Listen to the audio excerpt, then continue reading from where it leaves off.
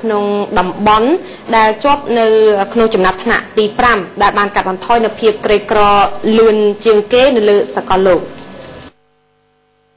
រដ្ឋមន្ត្រីក្រសួងពាណិជ្ជកម្មកម្ពុជាបានមានប្រសាសន៍ថាជាការចាំបាច់នៅក្នុងពាណិជ្ជកម្មអាចធ្វើឲ្យជីវភាពរបស់ប្រជាជនកម្ពុជា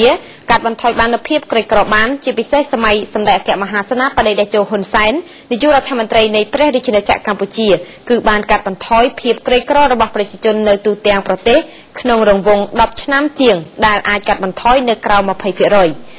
ឯកឧត្តមទេសរដ្ឋមន្ត្រីចោមប្រសិទ្ធរដ្ឋមន្ត្រីក្រសួងពាណិជ្ជកម្មបានមានប្រសាសន៍នៅក្នុងកិច្ចប្រជុំត្រួតពិនិត្យនិងដោះស្រាយបញ្ហាពាណិជ្ជកម្មនិងវិនិយោគនៅតាមតំបន់ជាប់ព្រំដែនកម្ពុជាថៃកាលពីរសៀលថ្ងៃទី19ខែកុម្ភៈឆ្នាំ2013នៅសាលាខេត្តឧត្តរមានជ័យថា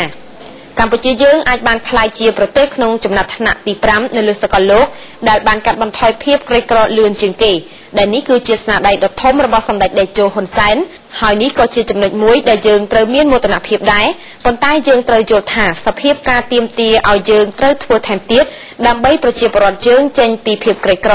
ដូច្នេះហើយការដែលយើងរកទីផ្សារឲ្យប្រជាពលរដ្ឋប្រជាកសិករកសិផលរបស់គាត់គឺជាការចាំបាច់ហើយយើងត្រូវតែយល់ដឹងអំពីសេដ្ឋកិច្ចកម្ពុជាគឺសេដ្ឋកិច្ចផ្សារសេរីការលក់ការដូរការផលិតគឺអាស្រ័យលើឯកជនផលិតមិនមែនរាជរដ្ឋាភិបាលបញ្ជាឲ្យផលិតនេះផលិតនោះទេហើយក៏មិនមែនរដ្ឋាភិបាលធានាទិញថ្លៃរបស់ប្រជាជនពលគឺសេរីទាំងអស់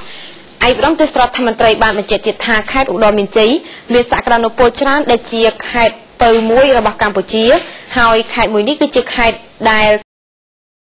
ទទួលរងគ្រោះមីនច្រើនជាងគេផងដែរឯកឧត្តមក៏បានបញ្ជាក់ទៀតថាខេត្តឧត្តរមានជ័យប្រៀបបានដូចជាមាសប៉ុន្តែអត់ក្រដាស់ខ្ចប់រឿងនេះជារឿងដែលសំខាន់ដែលរាជរដ្ឋាភិបាលគួររកវិធីសាស្ត្រយ៉ាងម៉េចឲ្យមាសមានដែរគឺមាននៅក្រោមដីនិងធ្វើយ៉ាងម៉េចគាស់ពីក្រោមដីឡើងមកដើម្បីឲ្យទាំងអស់គ្នារស់មានបាននឹងគេនៅក្នុងឱកាសនោះដែរអភិបាលរងខេត្តឧត្តរមានជ័យលោកជំទាវឯកសវណ្ណភិរៈមានប្រសាសន៍ដឹងថាសក្តានុពលសេដ្ឋកិច្ចលើវិស័យកសិកម្មឧស្សាហកម្មពាណិជ្ជកម្មទេសចរនៅក្នុងខេត្តនេះគឺមានចំណុចសំខាន់ចំនួន4ដែលមានដូចជាសក្តានុពលវិស័យកសិកម្មវិស័យឧស្សាហកម្មធនធានរ៉ែវិស័យទេសចរនិងវិស័យពាណិជ្ជកម្មលោកជំទាវបានបន្ថែមទៀតថាសក្តានុពលលើវិស័យពាណិជ្ជកម្មក្នុងខេត្តឧត្តរមានជ័យមានច្រកអន្តរជាតិចំនួន2សម្រាប់ធ្វើការនាំទំនិញចេញចូលផ្ដោះប្ដូរសេដ្ឋកិច្ចរវាងខេត្តឧត្តរមានជ័យនៃព្រះរាជាណាចក្រកម្ពុជានិងខេត្តបុរីរាំងសរិននិងខេត្តស៊ីសាកេតនៃព្រះរាជាណាចក្រថៃរីឯសក្តានុពលលើដំណាំកសិឧស្សាហកម្មមានដូចជាស្រូវពោតដំឡូងមីសណ្តែកបាយល្ងសណ្តែកដីអង្ករនិងគ្រឿងកែច្នៃអំពីឈើជាដើមជាដោយសារតែ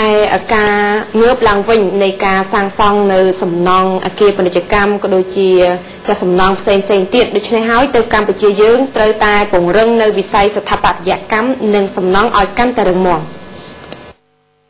ស្របពេលដែលការរីកចម្រើននៅក្នុងវិស័យសំណង់ត្រូវបានគេមើលឃើញថាកំពុងជំរុញវិស័យសេដ្ឋកិច្ចជាតិឲ្យមានការរីកចម្រើននិងមានសន្ទុះមួយលឿនបង្គោលនោះការគិតអំពីគុណភាពនិងយល់ឲ្យស៊ីជម្រៅពីផ្នែកស្ថាបត្យកម្មនិងសំណង់ត្រូវបានចាប់ផ្ដើមជាបណ្ដាខណៈពេលដែលការរីកចម្រើនក្នុងវិស័យនេះកាលពីច្រើនសតវត្សរ៍កន្លងមកបានជួយដល់ការរីកចម្រើនវិស័យទេសចរនៅកម្ពុជាជាពិសេសទេសចរបែបវប្បធម៌ជាផ្នែកដ៏សំខាន់នៅក្នុងការនាំចំណូលជនជាតិមិនតែប៉ុណ្ណោះទេតម្រូវការអ្នកជំនាញពិតប្រាកដនៅក្នុងវិស័យនេះក៏កំពុងតែមានក្នុងកម្រិតមួយដែលខ្ពស់ផងដែរនៅពេលដែលបច្ចុប្បន្ននេះបើយោងទៅតាមការអាងរបស់មន្ត្រីជាន់ខ្ពស់រាជរដ្ឋាភិបាលកម្ពុជា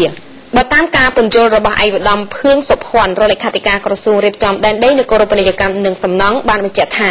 ការរីកចម្រើនក្នុងវិស័យនេះគឺជាការដែលឆ្លុះបញ្ចាំងឲ្យឃើញនៅការរីកចម្រើនក្នុងវិស័យផ្សេងទៀត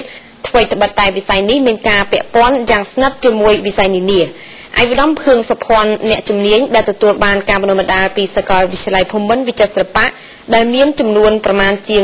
1600 នាក់ខណៈពេលដែលចំនួននេះគឺនៅមិនទាន់ឆ្លើយតបទៅនឹងទំហំតម្រូវការជាក់ស្ដែងនៅពេលនេះសំណង់និងនគររូបនេះមានការវិវត្តច្រើនណាស់តាំងពីខ្ញុំមកធ្វើជាព្រឹទ្ធបរិយារយៈពេលប្រហែលជា3ឆ្នាំនៅក្នុងមហាវិទ្យាល័យនេះកន្លងមកទៀតខ្ញុំបានបំពេញការងារជារដ្ឋាភិបាលរបស់ក្រសួងរៀបចំដីនគររូបនីយកម្មសំណង់នេះហើយឃើញថាការវិវត្តខាងវិស័យស្ថាបត្យកម្មនិងសំណង់ជាពិសេសនគររូបនីយកម្មមានការវិវត្តច្រើនណាស់ថាជាជាងត្រូវថាអាប់ដេត ទៅរំលឹកនឹងវិញដើម្បីឲ្យនិស្សិតនឹងអាចយល់ដឹងអំពីការងារស្ថាបត្យកម្មនេះស៊ីជម្រៅបំរើផលប្រយោជន៍ជូនប្រទេសជាតិព្រោះយើងអាចចេះតែនៅសម័យកាលពីមុនទេប៉ុន្តែយើងថាយើងត្រូវតែរៀបចំចំណុចឲ្យវាមានទំនើបកម្មប៉ុន្តែរក្សាបាននៅស្អីទៅដែលជាអត្តសញ្ញាណជាតិរបស់យើងសូមបញ្ជាក់ផ្នែកថាក្រៅពីអ្នកដែលទទួលការបណ្ដុះបណ្ដាលផ្នែកស្ថាបត្យកម្មពីសាកលវិទ្យាល័យភូមិន្ទវិចិត្រសិល្បៈនៅមានអ្នកជំនាញជាច្រើនទៀតដែលទទួលបាននូវការបណ្ដុះបណ្ដាលពីសាកលវិទ្យាល័យឯកជននានានៅកម្ពុជាប៉ុន្តែកម្ពុជាគឺត្រូវការអ្នកជំនាញពិតប្រាកដបន្ថែមទៀតដើម្បីគ្រប់គ្រងទៅដល់ការរីកចម្រើនក្នុងវិស័យសំណង់និងនគររូបនីយកម្មដែលកើតចេញពីការរីកចម្រើនផ្នែកសេដ្ឋកិច្ចនារយៈពេលចុងក្រោយនេះចាស់ព័ត៌មានសេដ្ឋកិច្ចជាតិចុងក្រោយនេះគឺតាក់ទងទៅនឹងតម្លៃមូលបត្ររដ្ឋកោទឹកស្វយរាជធានីភ្នំពេញចាសសង្កេតឃើញថាតម្លៃមូលបត្រតាំងពីវគ្គទី1រហូតដល់វគ្គចុងក្រោយជានៃការបិទផ្សារហ៊ុនតម្លៃភាគហ៊ុនបានកើនឡើងបន្តិចទៀតហើយសម្រាប់ថ្ងៃនេះដោយមានការកើនឡើង50រៀលនៅក្នុងមួយភាគហ៊ុនចាពលគឺកាលពីវគ្គទី1ឃើញថាតម្លៃភាគហ៊ុនបានកើនឡើង50រៀលនៅក្នុងមួយភាគហ៊ុនដែលកើនឡើងពីតម្លៃ 6,600 រៀលនៅក្នុងមួយភាគហ៊ុនឡើងដល់តម្លៃ 6,650 រៀលហើយចំពោះទំហំនៃការជួញដូរកាលពីវគ្គទី1នៅវេលាម៉ោង 9 ព្រឹកនោះជាយើងឃើញថាមានចំនួនជាង 12,000 ភាគហ៊ុនដែលទំហំនៃការជួញដូរដែលយើងគិតជាការជួញដូរសាច់ប្រាក់រៀលសម្រាប់វគ្គទី1នៅវេលាម៉ោង 9 ព្រឹកឃើញថាមានតម្លៃ 83 លាន 377,750 រៀលដល់ឡែកចំពោះសន្ទុះវិញចាកាលពីវគ្គទី1នេះយើងឃើញថាមានចំនួន 715.5 ដែលយើងគិតជាភាគរយគឺមានចំនួន0កណ្ដសញ្ញា 76% ចុះដោយឡែកនៅវេលាបិទផ្សារហ៊ុនសម្រាប់ថ្ងៃនេះគឺនៅវេលាម៉ោង 11:30 នាទីយើងឃើញថាតម្លៃភាគហ៊ុនគឺមិនមានការប្រែប្រួលនោះទេបើធៀបទៅនឹងតម្លៃកាលពីវគ្គទី1ដោយរក្សានៅតម្លៃ 6,600 រៀល 650 រៀលនៅក្នុងមួយភាគហ៊ុនហើយចំពោះទំហំនៃការជួញដូរសរុបនៅក្នុងថ្ងៃនេះវិញបានកើនឡើ